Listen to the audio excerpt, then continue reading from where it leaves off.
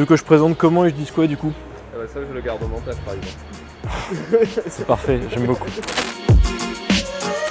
Bonjour et bienvenue dans un petit décrochage spécial de l'Imaginarium en partenariat avec l'association Artemis. Et aujourd'hui nous sommes devant la salle Henri Ouatremet pour le Roubaix Comics Festival qui a commencé l'année dernière sur les cendres du Lille Comics Festival. Et nous proposons un petit tour aujourd'hui avec les différents auteurs, à la rencontre donc des auteurs et des différents intervenants du festival. Et c'est parti. Un petit brin d'humour ne fait jamais de mal. Alors bon, forcément aujourd'hui, avec la complication et la entre guillemets crise sanitaire qui a lieu actuellement, tous les auteurs n'ont pas pu venir, mais vous pourrez quand même retrouver par exemple Laurent Zimny, ou Patricia Martin, ou Eric Herringel, mais ça on le verra justement après. Est-ce que je ferai un bon écran? Est-ce que je ferai une bonne réception? Ah donc faut que je t'appelle presse toute la journée quoi. Salut, Sécu.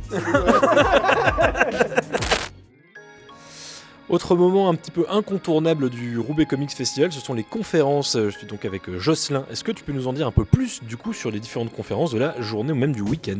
Alors il y aura le magazine Scarce, ou Scarce comme vous voulez, qui fera 2 conférences, qui animera également des quiz pour ceux qui ont envie de jouer puis de voir un petit peu ce qu'ils valent en connaissance. Il y aura une conférence sur Conan, le barbare, donc, parce que c'est un personnage qui est très, très connu, il y a le cinéma, il y a les bouquins de Robert Howard, il y a énormément de comics depuis plusieurs dizaines d'années. Et puis qui revient très en force en ce moment avec plusieurs rééditions. Voilà, c'est magie des synergies d'entreprise. Marvel a repris le comics, c'est réédité. On a aussi Patrice Louinet qui est français, qui a remis ça au goût du jour aux États-Unis. Donc c'est un personnage, comme tu dis, qui a une vraie...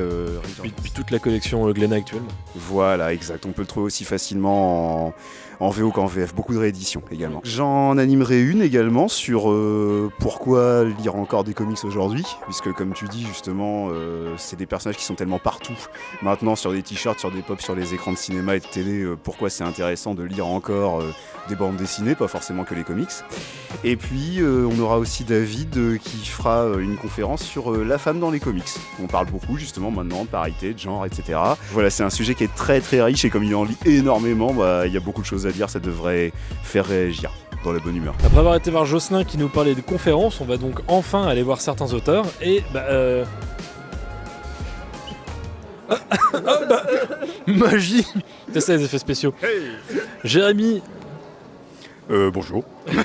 Donc voilà, Jérémy Courcel, aka Jerk, qui était présent donc sur l'édition de l'année dernière du Roubaix Comics Festival où il était venu présenter Bob et Dylan et ses premiers sketchbooks. On en était au 3e, 2e ou 3e 3e, ouais, et on va bientôt être au 5e là. Ouais. Justement, est-ce que tu peux nous... Enfin, cette année tu ne présentes pas, mais est-ce que tu peux nous parler du coup un petit peu de ton actualité depuis l'année dernière? Oui, j'ai continué sur les sketchbooks. En fait, j'ai fait plusieurs thèmes, le cinéma, Batman, la boxe, pas mal de trucs sur lesquels j'ai travaillé. Et le 5e va bientôt sortir du four. Là. Oh, exclusivité. Et projet BD éventuellement? Pour l'instant, Bob et Dylan c'est un peu mis en suspens parce que ça prend beaucoup de temps à conjurer avec une activité professionnelle déjà qui prend du temps. Donc pour l'instant c'est mis en suspens, mais les sketchbooks c'est toujours d'actualité. Ok. Et tu t'es baladé un petit peu là pour le moment sur le festival? Quelles sont tes impressions pour le moment? Pour l'instant, moi je cherchais un petit peu de BD, un petit peu vintage et j'ai trouvé pas mal de trucs. Donc, c'est en train de se barrer avec d'ailleurs. Ouais, tout à fait, je vais devoir me mettre à couvrir. Et si vous cherchez des choses, il y a pas mal de petits trésors à trouver en cherchant bien dans les cartons. Merci beaucoup Jérémy, bon festival. À bientôt, bon festival. On va commencer un petit peu le tour des œuvres avec Laurent Zimny qui est là cette année en plus avec la possibilité de présenter une petite expo de dessins qu'il a fait en fait au fur et à mesure. Est-ce que tu peux nous en dire un peu plus par rapport à cette expo et par rapport aux différents dessins que tu viens d'accrocher du coup? Oui, donc ça c'est un travail que j'ai commencé en 2014 qui est un hommage aux super-héros. Au personnage de bande dessinée en général. Exposition qui avait été présentée en 2014 je crois au LCF, au Tripostal. Et là en fait il y a un mélange un peu d'anciens dessins, de tout nouveaux dessins. Avec des personnages de la bande dessinée française, italienne, du cartoon, du comics. et de films. Donc vraiment là j'ai commencé à faire un mélange un peu global des personnages. Tu peux nous en dire un petit peu plus sur la technique que tu utilises, du coup un petit peu en nous montrant peut-être l'exemple sur les différents dessins, ta façon de travailler peut-être. C'est du dessin vectoriel, donc l'équivalent si on parle de logiciel fait sur Illustrator par exemple. Et donc voilà, c'est un travail qui permet d'avoir des beaux aplats, des belles lignes, qui est vraiment le logiciel, l'outil pour les courbes, et qui permet d'avoir ce genre de rendu très graphique, on va dire. Je ne sais pas comment dire autrement. Presque lineless du coup. En gros. Complètement lineless, il y a très peu d'outline. Ça revient maintenant dans certains travaux comme Dylan Dog, justement un hommage au dessinateur italien, qui est celui-là qui est peut-être le plus BD, et le Popeye, qui est un peu plus cartoon, mais qui commence à reprendre des traits noirs classiques du dessin. Est-ce que tu peux nous en dire un petit peu plus sur tes projets actuels ? Oui, là j'ai un projet de BD, donc un album de 100 pages qui va sortir chez un éditeur en Belgique, en collaboration avec Jean-Marc Lenné au scénario. Et ça sortira normalement dans un an et demi. Bon bah venez alors. Je me sens un petit peu poursuivi. Nous sommes désormais avec Patricia Martin. Bonjour Patricia, on est au Roubaix Comics Festival. Est-ce que tu peux nous dire 2-3 mots par rapport au festival ? Désolée pour mon français d'abord, parce que ça fait très longtemps que je ne parle pas. Et le festival, ça a l'air très très sympa, familial. Je sais pas, je connaissais que Julien, c'est un des organisateurs du festival. Il est vraiment gentil et bon, les bâtiments c'est génial. Et tout le monde est très très sympa. Et je pense encore eu l'opportunité de faire connaissance au reste du festival. Alors en plus le festival commence vraiment à peine, on vient d'ouvrir les portes au fur et à mesure, il y a quelques personnes qui vont arriver. Est-ce que tu peux nous en dire un peu plus sur les projets sur lesquels tu travailles actuellement ? Oui, je suis très heureuse de vous dire que je travaille sur Dune. Je ne sais pas si vous connaissez le roman Dune, écrit par Frank Herbert. En 1984, je ne sais pas très bien avec le numéro en français. Et bon, ils vont faire les films maintenant, les réalisateurs Denis Villeneuve et Raoul Allen et moi, on va faire l'adaptation en graphic novel, bande dessinée. Okay. Bande dessinée. Alors c'est ça ce que je fais. Je n'ai pas le temps de faire une autre chose. Ça, c'est un projet très très grand. Basé du coup sur le livre spécifiquement, sur le scénario de Denis Villeneuve ? Non, sur le livre spécifiquement. Ça sera la première fois que quelqu'un va faire le bande dessinée sur le livre. Parce qu'avant, Bill Sienkiewicz il avait fait l'adaptation en bande dessinée de le film de David Lynch. Mais il n'avait pas le droit de faire l'adaptation en bande dessinée sur le livre. Alors ça sera la première fois. Ça sera 3 volumes pendant 4 ans. C'est un projet titanique. Est-ce que tu peux nous parler un petit peu plus de ta technique de travail ? Bon, normalement, je travaille sur l'ordinateur. Je fais la ligne, les encres, la couleur en ordinateur. Mais quand il y a des comic covers que je fais pour des maisons d'édition ou des commissions, personal commissions, je le fais en gouache. Normalement, j'aime bien le dessiner par ordinateur parce que je me sens plus à l'aise. Ou parfois, je le fais d'abord en gouache et après, je le digitalise parce que j'aime bien faire après des prints. Ça dépend un peu. Avec le gouache, je me sens très à l'aise parce que c'est une technique très agréable. C'est très opaque aussi, alors ça ressemble un peu à mes techniques d'ordinateur. Je me sens bien avec j'ai oublié les brushes. Le pinceau. Les pinceaux, oui. Il a plein de couleurs, j'aime bien les couleurs, j'aime bien jouer avec l'espace négatif, avec les couleurs très vivantes. Alors la gouache, c'est vraiment ma technique, quoi.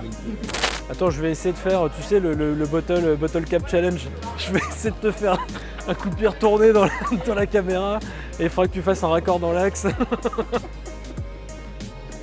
problème, c'est que Tu m'entends ? Jocelyn fasse la même aussi.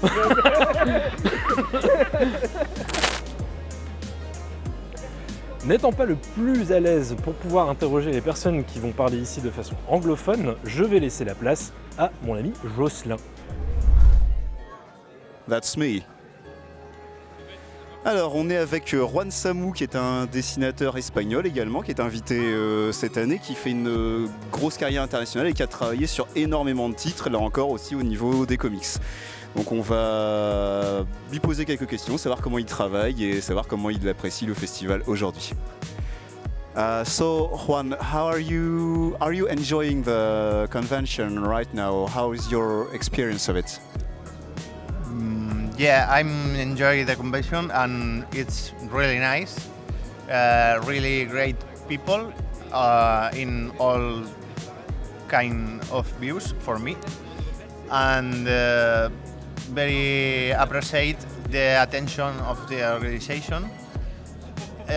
Also, for me, it's very important to meet with the rest of the artists because I'm really real new in the comics industry, and for me it's okay in all points of view. Yeah. Nice. And good for me to have a chance of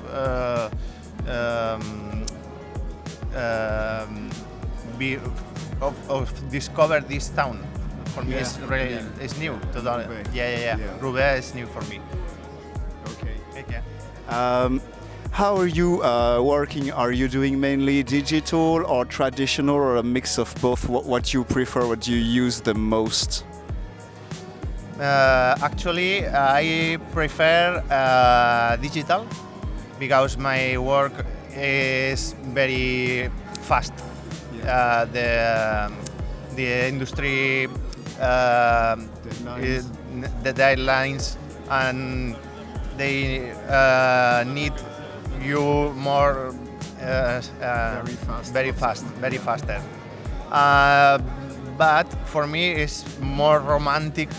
The traditional art is more for enjoy. Yeah, but digital it's really similar to paper in a lot of aspects. Aspect is correct? Yeah. Sorry for my English. No trouble. And what project are you the most proud of so far, and what are your upcoming projects? What are you working on, and what do you prefer? If you can talk about it. Okay. My preferred project is Black Panther. Obviously, it's my last work, and is I have the chance of feel free. The editors tell me you need feel free for this, and I have this option, and for me it's okay. The only inconvenient is the time. The time is, I think I put more in a little more time. Yeah. But it's not possible. The industry is the business is the business. Deadlines. For me, it's okay. Yeah, I'm very proud of Black Panther for young readers with IDW. Yeah. And Marvel. Nice line. Yeah. Well, thank you again. Yeah, and now I'm waiting for new project with IDW, but I don't talk about. Yeah. Yeah. Alors on est ici avec Raoul Allen, qui est dessinateur, qui est espagnol, qui a travaillé en fait pour beaucoup de maisons d'édition américaines assez prestigieuses. Il y a la maison indépendante Valiant, il a travaillé pour des personnages d'ici et de Marvel, et voilà, on va discuter un petit peu avec lui. So, Juan, how are you enjoying the convention so far? It's been great. It's really nice. And this is my first time in Lille. So how do you work mainly? Is it traditional, or do you do digital too, or a mix of both? For comics, I mostly do digital these days because it's I work in team with Patricia Martin, so we can exchange files easier that way, and we can, I find that for me it's more organic in the sense that I can add things and go back to things. Because before doing comics, I was an illustrator, and I used to work everything traditional, and I started working with layers in paper. So my drawings were big, so I had to scan them in 2 pieces or 3 pieces or 4 pieces. And then I had layers, so it was just like, okay, if I wanted to make a change, there's no way I was gonna scan everything again, so I'll just do it digitally. So it became kind of like a transition in that way. Okay, let's make things easier and just so I can add things. But I keep drawing traditionally whenever I can, because it's a different feeling. What project are you the most proud of so far, and what are your current? What are you working on, if you're allowed to talk about it? I mean, I'm proud of Secret Weapons, the book that we did with Valiant, because that was a lot of fun, and Eric Heiser is a really cool guy. But I mean, I also like the Secret Avengers I did with David Aja and with Warren Ellis. That was a really fun project. It's pretty crazy, like designing all those Escher kind of backgrounds. It was really crazy. And currently we're working on a graphic novel adaptation of Dune. So that's there's not much that I can say about that. But it will, yeah, actually. So, but I mean the designs have been announced, they've shown the designs, and Bill Sienkiewicz is doing the covers for the books. So, and the first one comes out if everything goes well at the end of the year. So that's pretty exciting. With the movie. Yeah. I mean, they're completely unrelated projects, but both are based on the books. So. Alors on est à présent avec Carrie Nord ici présent, donc, qui est un dessinateur qui travaille depuis presque 2 décennies pour des grosses maisons d'édition de comics. C'est quelqu'un qui a fait sa première marque chez Marvel, et qui a travaillé également, qui a fait un très long run sur Conan le Barbare chez Dark Horse. Il y a une dizaine d'années de ça, et donc qui est un nom très connu pour les amateurs de comics anglo-saxons. So, Carrie, can you tell us what's your experience of the convention so far? Are you enjoying it, or what's your impression of it? Oh, it's fantastic. It's my first European show in France. I've done one in Norway once and a couple in UK, but this is my first on the main continent. And it's been fantastic. It's like, I like the atmosphere, very, very intimate. You know, you can talk to people, not too crowded. Yeah, it's been great. What's your favorite process? Do you do only traditional or digital, or do you mix both, or what's your favorite? For my printed work, it's all digital now. And then for commissions, and mostly just commissions, I would do experimentation. So whatever I have handy. Ink and pencil, crayons, and paints, and whatever I have. What are you the most proud of so far, and what are your current projects? I think I guess Conan would be my project that I'm most proud of. I was on that for 4 years, 48 issues or so, something like that. And it's nice to look back on that, you know. My new upcoming project is I'm doing a book at Image with writer James Robinson, and that's a creator-owned thing. And yeah, we're just starting it, so hopefully it's going to come out in the next several months. Alors, on se retrouve maintenant avec Sedat, qui est un jeune dessinateur, mais qui commence à être très connu dans le milieu des comics, qui a travaillé pour Valiant, qui a travaillé pour Marvel également.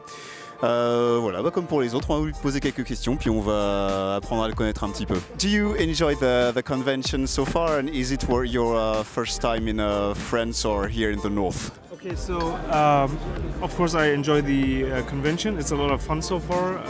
I met a lot of very nice people here, and of course very talented artists like Carrie Nord, Eric Angergu, or Juan, and I'm having a good time here. It's my second time in France, but my first time in Roubaix, and I love it. I love the city. Lille was beautiful too, and I definitely want to come next year again if it's possible. So, if you guys let me. No problem. Yeah. How do you like to work best? Do you do traditional or digital or a mix of both, and which one do you prefer? Okay.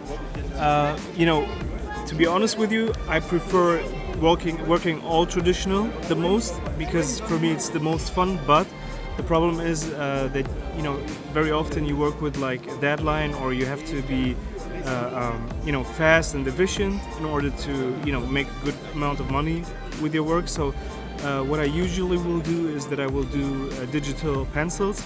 Then I print them out on paper, and then do the inks traditional.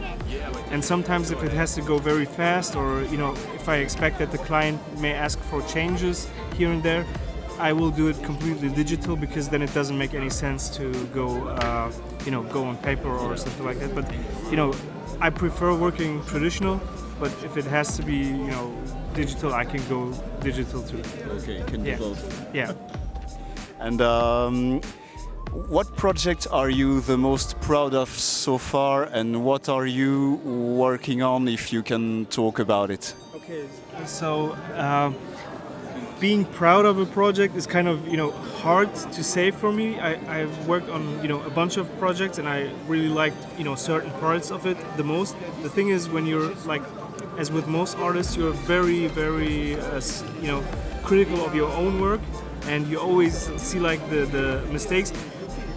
The good thing about it is that at some point, when you have enough distance between the project and yourself, then you can go back and look at the project and think like, oh, okay, this wasn't as bad as I remember it, because when you're working on it, you're always seeing the mistakes first.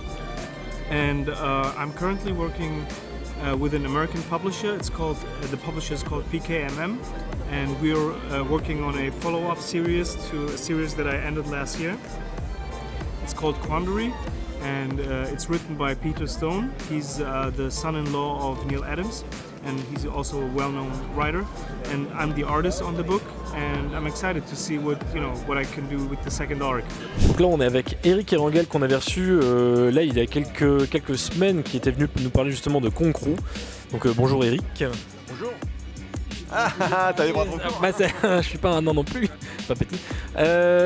Du coup Eric, est-ce que là on est au RCF, est-ce que tu peux nous en dire plus sur le festival et ton histoire avec le festival là?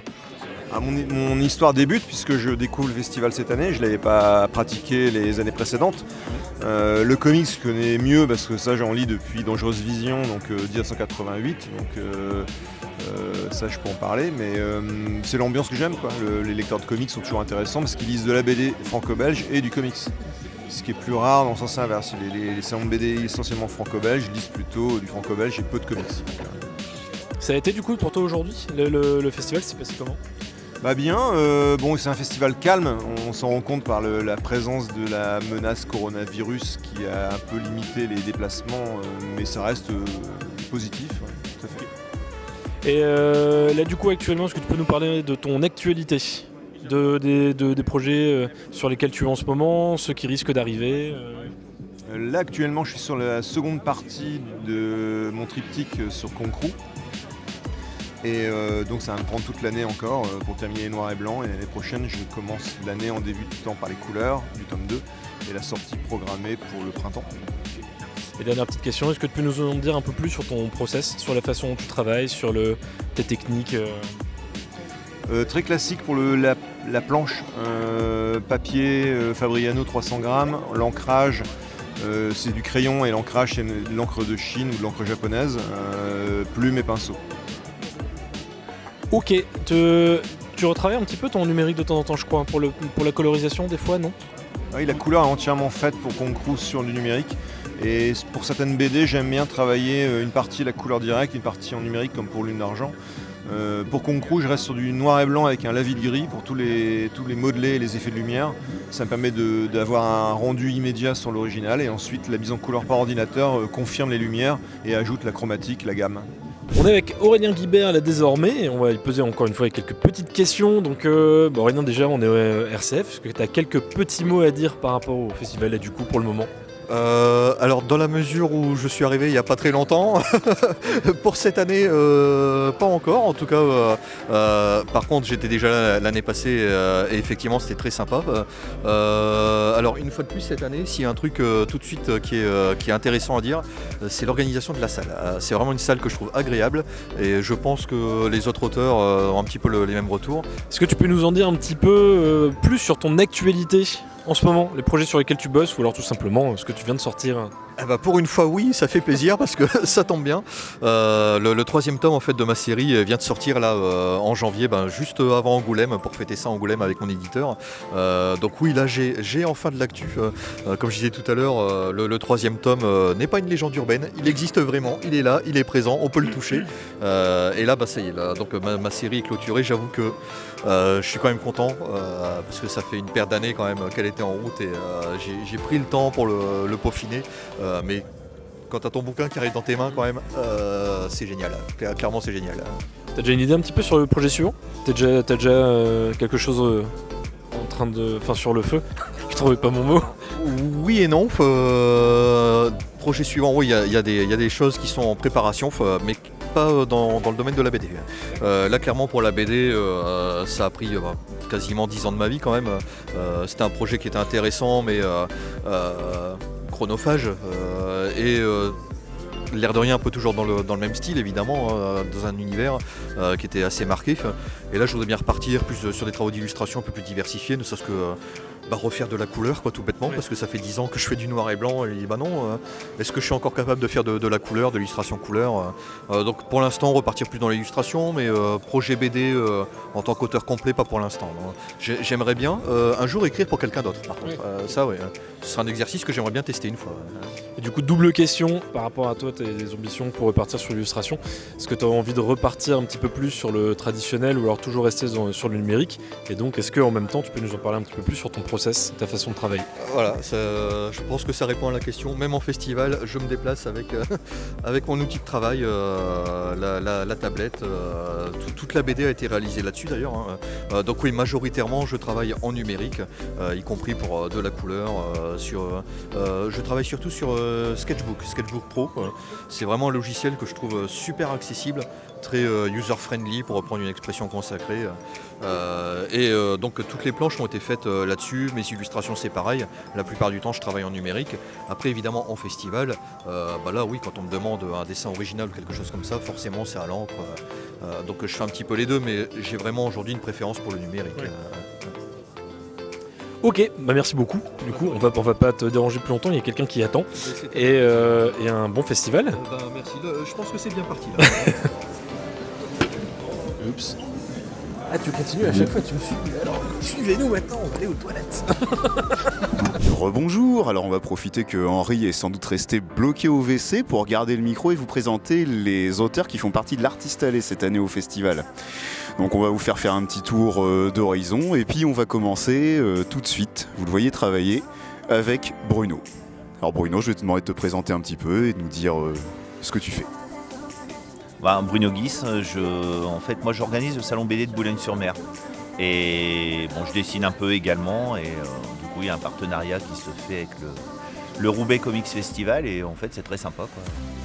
Donc du coup là je présente mon bouquin sur les tronches de monstres. C'est venu d'une idée, en fait j'étais en réunion au boulot et je voulais parler d'un truc, on m'a demandé de me taire donc j'ai pris un papier, j'ai commencé à dessiner un monstre parce que je trouvais que l'occasion et puis voilà du coup ça a permis de lancer toute cette série de tronches de monstres auxquelles en fait j'ai donné les noms de gens que je connais, donc ce sont que des prénoms de personnes que je connais. Le dessin, j'adore ça depuis super longtemps et bon en plus le fait d'organiser le salon de Boulogne, de rencontrer pas mal de monde, ça dope. Voilà. Et puis, ça permet aussi de voir comment on conçoit les choses quand on est de l'autre côté de la table. Ça permet de voir les deux aspects et c'est amusant. On va continuer ici avec une figure très connue du microcosme lillois et nordiste avec Laurent. Laurent, est-ce que tu veux bien te présenter un petit peu ? Enchanté, oui, Laurent Libessard. Je traîne sur l'île depuis mes études à l'ESAT à Roubaix au millénaire précédent. Et je fais de la BD historique à la base, un peu de BD SF aussi. Et là je reviens à la BD historique avec une nouvelle série chez Casterman. Et à côté de ça, en fait, j'avais commencé ça au Lille Comics Festival il y a plusieurs années. Je fais des portraits à thème, surtout à destination des enfants, avec tarif argent de poche, on va dire. Et donc voilà, les gens peuvent venir se faire dessiner dans le personnage de leur choix. Ça prend une dizaine de minutes. Alors on arrive ici donc sur le stand de North Star Comics, qui est un label francophone. C'est une vraie petite structure indépendante, sympathique, très solide et qui s'installe de plus en plus depuis plusieurs années. Donc là on a un des auteurs en vogue actuellement du label. Si tu veux bien te présenter. Moi c'est Maxime Garbarini, je suis auteur et dessinateur d'un album qui est sorti en fin d'année dernière qui s'appelle Heroics, qui est mon premier album solo on va dire. J'ai eu des petits coups de pouce pour la couleur de certains autres artistes et amis. Et voilà, c'est un album qui est du comics on va dire un peu classique dans le sens où ça met en scène des personnages qui ont des pouvoirs, donc en soi c'est pas forcément original, mais après j'ai ma petite touche perso. Et c'est une histoire qui se passe pendant la Seconde Guerre mondiale. Donc on suit plusieurs intrigues de plusieurs personnages européens, américains, et des intrigues qui vont finir par se rejoindre. Et là, je travaille sur la saison 2, en fait. Voilà. On va continuer avec Grégory, qui est une grande figure ici du festival depuis plusieurs années, à plusieurs titres. Et voilà, que les gens connaissent très bien, qu'ils ont l'habitude de retrouver, qui est attendu. Donc je vais te demander de te présenter un petit peu. Bien le bonjour, donc je m'appelle Grégory Watine et effectivement j'ai commencé d'abord anciennement au Lille Comics Festival, je faisais partie de l'association pour l'organisation et donc je dessine depuis très longtemps et aujourd'hui je suis uniquement illustrateur et donc je viens en tant que dessinateur donc proposer mes dessins qui sont soit sous forme de print, soit sous forme d'originaux aux différents visiteurs et ça se passe très très bien, pour l'instant je suis très content d'être là. Et donc juste à côté de Grégory on a encore un vétéran de la scène ici nordiste, quelqu'un qui pareil connaît très bien l'association, puis un vrai fan de BD qui est passé de l'autre côté, Kevin. Donc il va de même en fait nous parler un petit peu de lui et de comment il est arrivé ici. Moi je m'appelle Kevin, donc voilà, je suis illustrateur maintenant, je fais un peu de fanzine, de bande dessinée. J'ai été membre de l'asso, j'ai été sur des stands de fanzine avec 2016 et maintenant j'ai ma table, voilà. Alors, du coup, quand tu viens ici, tu travailles surtout sur des commandes ou des originaux ou sur les ventes de fanzines? C'est plutôt de la vente d'originaux. Après, je fais parfois un petit peu de com, c'est rare, c'est plutôt du sketch rapide. Et sinon, c'est aussi un petit peu de fanzine, ça dépend vraiment des festivals, quoi. Là, c'est plus de l'original, pardon. On va continuer le petit tour de l'artiste allé avec Morgane, qu'on vient de retrouver à l'instant. Je vais te demander si tu peux te présenter un petit peu et puis nous dire comment t'es arrivé là et ce que tu aimes faire en fait. Oui, moi c'est Morgane et je suis arrivé parce que je connais le Lille Comics Festival, Roubaix Comics Festival qui avant était Lille Comics Festival. Depuis, voilà, c'était Lille Comics. J'ai fait la fameuse édition à Saint-Sauveur où il faisait un froid glacial, moins 15, mais je suis revenu quand même depuis que c'est Roubaix justement pour présenter mon travail.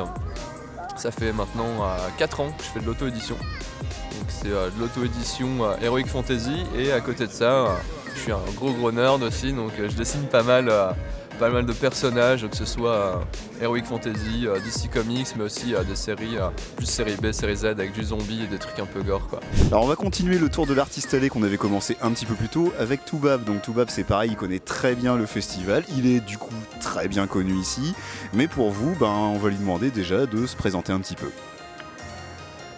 Bonjour, du coup, Toubab, illustrateur, j'évolue un peu dans différents univers, comics, animation, contes pour enfants, et voilà, illustration en tout genre. Voilà un peu l'idée. Alors quand tu viens ici au festival, donc à Lille puis Roubaix, qu'est-ce que tu fais le plus? Surtout des commandes, de la vente d'ouvrages ou des choses que tu fais sur le coup, plutôt au contact avec le public? Ce que tu préfères et ce que tu fais le plus? Ce que je fais le plus souvent, c'est de la commande d'illustration. Donc, ce que j'aime bien moi dans le festival comics, pour en avoir fait en tant que public, c'est de demander à un dessinateur sa version d'un personnage et tout ça. Et donc moi, en tant qu'illustrateur, c'est ce que je propose au public. Et bien sûr, pour moi, ce qui est le plus intéressant, c'est le contact avec le public et de pouvoir discuter avec les gens tout en leur dessinant leur personnage favori. Alors on va poursuivre l'artiste allé ici avec un artiste qui est un petit peu atypique. Il va se présenter juste après. Et ça fait combien de fois au festival du coup? C'est la première fois. Voilà. D'accord. Alors vas-y, parle-nous un peu de toi. Ah bah c'est super. Cut, j'ai bientôt 47, ça fait 15 ans que je fais de la peinture, que je vends vraiment à petite échelle. Et là ça fait 5 ans où tous les mois j'ai commencé à travailler sur mon réseau au niveau de ma clientèle.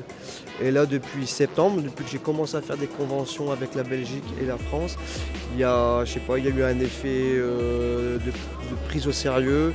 Et là mon réseau s'est bien agrandi au point que j'ai créé une entreprise il y a 15 jours. Donc l'objectif à long terme, même à court terme, c'est de vivre exclusivement de ma passion, de mon travail de peinture. On arrive au bout de l'artiste allé et donc comme on est à Roubaix, on a la chance de recevoir Piel, un cousin de Belgique. Donc qu'on va vous présenter, puis qui va nous parler un petit peu de ce qu'il est venu faire ici ce week-end avec nous.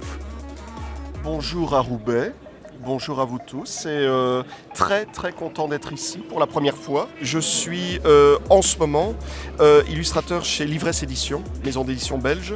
Et pour Livresse Édition, j'ai créé 2 albums dont je suis l'auteur et l'illustrateur, Swing Green et Swing Green 2. Alors le concept est très simple, une coccinelle se pose sur un minéral ou un végétal et le transforme en créature. Donc voilà, créature issue d'un arbre ou d'un champignon, d'un caillou, d'une fraise, de ce que tu veux. Et tu peux voir ici sur la table donc quelques échantillons. Ici on a plus des pastiches, donc nous avons Totoro, nous avons Goldorak, nous avons la couverture du Lotus bleu, nous avons Tortue Géniale, Sangoku et Gaston Lagaffe, et tout ça donc réinterprété par la nature. C'est un peu comme si le peintre Archimboldo avait croisé Tex Avery, quoi. C'est un peu comme ça que je présente Swing Green. Fini. Alors du coup là maintenant on va passer à l'autre partie du festival parce que jusqu'ici nous avons rencontré spécifiquement en fait des auteurs. Mais là maintenant on va essayer un petit peu plus d'aller voir ce qui se passe dans le reste du festival, c'est-à-dire que vous avez autant des vendeurs de comics, notamment Astro City, et vous avez des personnes qui vendent tout simplement des prints. Donc on va aller voir ça là maintenant. Et nous sommes donc là tout de suite avec Juliette Amadis, on est d'ailleurs sur son très joli stand. On s'était déjà rencontrés donc il y a 1 an dans mes souvenirs. Est-ce que tu peux nous en dire un peu plus depuis en fait, quelles ont été les évolutions? Est-ce que tu peux nous parler un peu de ton stand? Alors l'évolution principale c'est qu'avant j'étais plutôt amateur, maintenant je suis passée pro donc c'est mon activité à temps plein. Et donc depuis la dernière fois j'ai recréé donc de nouvelles illustrations toujours dans le même thème. Je garde toujours de mon projet de livre des femmes de l'Ouest sauvage qui a un peu avancé. Et puis voilà, après donc je vais de festival en festival et puis je présente mon travail aux visiteurs. Voilà. Est-ce que tu peux nous parler un petit peu, pour ceux qui ne connaîtraient pas ton travail, un petit peu de ton process, ta façon de travailler, dans quel univers tu aimes évoluer? Donc je fais toujours du dessin digital, je fais encore un peu de dessin traditionnel mais vraiment très peu. Donc je fais tout à la tablette numérique, à la tablette graphique. Voilà, donc que ce soit du sketch jusqu'à la mise en couleur, et j'évolue dans un univers, ça dépend un peu de mes humeurs, mais je suis vraiment portée plus sur un peu steampunk, art nouveau, vintage, belle époque. C'est vraiment la période qui me plaît. Et voilà, et après j'aime dessiner des femmes un peu jolies, un peu fleuries, avec beaucoup de couleurs, c'est mon univers. Voilà. Toujours inspiré légèrement Mucha aussi, évidemment. Oui, un peu, oui. Un peu, j'aime beaucoup l'art nouveau, donc ça me plaît bien. Donc tu nous dis que tu es en train d'avancer sur ton livre, tu peux nous en dire un petit peu plus aussi? Oui, alors en fait, donc c'est un projet de livre sur les femmes de l'Ouest sauvage, donc qui ont marqué la période historique de la conquête de l'Ouest. Donc là, j'ai fini tout ce qui est la partie recherche historique, parce que je voudrais que ça soit assez précis niveau historique. Et donc là, je passais à la plus grosse partie, donc les dessins, les illustrations. Et tout le processus pour être visible sur mon Tipeee, je me crée un Tipeee pour les personnes qui désirent me soutenir, parce que j'ai eu pas mal de questions à ce sujet. Et donc sur le Tipeee, je mettrai pour les tipeurs tout le processus de création des illustrations, etc. Alors nous sommes désormais avec Fred Manchou, auteur de Overkiller. Est-ce que tu peux nous en dire un peu plus justement sur Overkiller ? Alors Overkiller, c'est un comics sur lequel je bosse depuis 2015. C'est une histoire plutôt action-humour. Ça va être les aventures d'un assassin qui est un petit peu trop exubérant, d'où son surnom Overkiller. Et on est là dans la parodie de films d'action américains et de comics américains. D'accord. C'est-à-dire qu'on va avoir des personnages complètement délirants et on va se moquer des stéréotypes, beaucoup. Donc dans le tome 1, on a la mafia française contre la mafia russe. Ça va être des mimes qui se battent avec des armes imaginaires contre des communistes bourrés à la vodka. Donc voilà, on prend les gros stéréotypes clichés américains et on en fait des super pouvoirs, on en rajoute voilà. Et notre tome 2, voilà, c'est Overkiller contre la mafia gay. Voilà, il va être engagé par la mafia afro-américaine pour combattre la mafia gay. Donc à chaque fois c'est un scénario très basique et c'est surtout pour mettre le plus de blagues possible en fait. Nous on est auto-édité, voilà, donc on s'est lancé avec le dessinateur Rodolphe Bax ensemble là-dessus. On a fait notre premier tome sur internet, on a mis gratuitement sur internet pour faire une petite communauté, commencer à se faire connaître. Et on a financé le deuxième tome par financement participatif, donc sur la plateforme Ulule. Alors le RCF, c'est pas uniquement des auteurs qui viennent dédicacer, c'est également des stands où vous allez pouvoir trouver autant des comics français en VF que des comics en anglais, que des artbooks, que des produits dérivés, par exemple tout ce qui est figurines tirées des différentes licences, et on va aller voir un petit peu ça. Comme je vous le disais à l'instant, le RCF c'est également des stands, et là on se retrouve justement devant le stand de Astro City en compagnie de Damien. Bonjour Damien. Bonjour monsieur. Est-ce que tu peux nous dire un petit peu ce que c'est Astro City ? Ah ok, alors Astro City c'est une librairie de bande dessinée qui est un peu particulière parce qu'en fait on fait que du comics chez nous, en VO et en VF, voilà, c'est un comic shop à l'américaine. Donc vous êtes un des partenaires de longue date, historique on va dire, avec le Comics Festival, donc avant le Lille Comics Festival, désormais le Roubaix Comics Festival. Est-ce que tu peux nous en dire un peu plus également sur le partenariat que tu as avec ce festival depuis les débuts Depuis les débuts, en fait le fait est que le comic shop c'est pas une denrée qu'on exporte facilement partout et qu'il y a un triangle qui est constitué de Paris, Londres et Bruxelles et qu'entre les trois il y a Lille, donc en fait on est le comic shop du nord de la France. Dans ces termes-là, on est forcément le partenaire le plus privilégié, pouvoir rencontrer des auteurs, faire venir des auteurs et puis en discuter et préparer tout ça, oui. Et là, simplement sur le festival, qu'est-ce que tu proposes du coup, là tout de suite ? Alors aujourd'hui, on a ramené spécifiquement les ouvrages des auteurs qui sont en dédicace chez nous, les Espagnols et les Français. On a ramené une sélection des nouveautés les plus récentes ou les plus intéressantes ou les plus belles ou celles qu'on préfère. D'un côté, on a ramené un petit peu de toys, mais pas trop parce qu'on est des libraires avant tout. Et enfin, on a terminé par une sélection de variant covers, de blank covers qui sont là vraiment uniquement de la VO. Et c'est histoire de ramener des choses différentes qu'on ne voit pas partout. Voilà. On est avec Xavier donc, du magazine Scars. Donc est-ce que tu peux un petit peu nous en dire un peu plus du coup là-dessus tu viens de faire une conférence juste là à l'instant si je ne me trompe pas. Est-ce que tu peux nous en dire un peu plus du coup ? Oui, tout à fait. Alors Scars, c'est quelque chose d'assez unique. C'est un fanzine qui existe depuis 1982, donc qui arrive bientôt sur sa 40e année d'existence. Et c'est une revue qui n'est pas liée à l'actualité, qui est consacrée uniquement à la bande dessinée américaine, avec à chaque fois une thématique par numéro, un auteur, une série, un courant, une ligne éditoriale. Et voilà, donc c'est une aventure qui dure depuis très longtemps et qui passe de main en main de différents rédac-chefs en rédac-chef. Et moi, je suis le rédac-chef depuis 10 ans maintenant.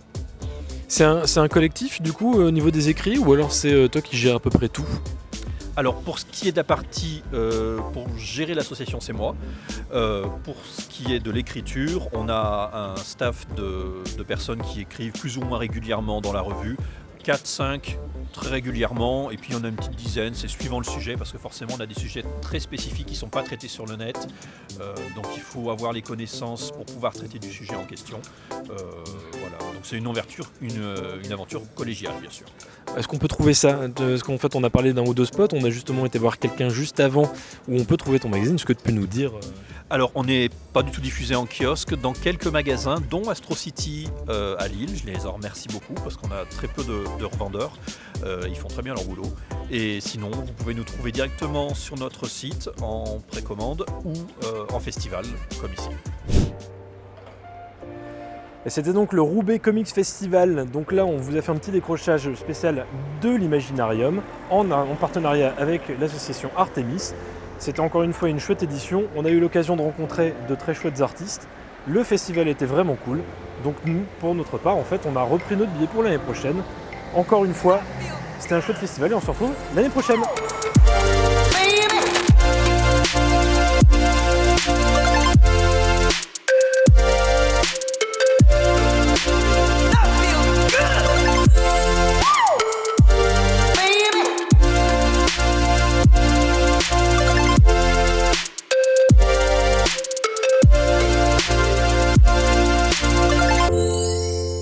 Je t'aime, Roubaix.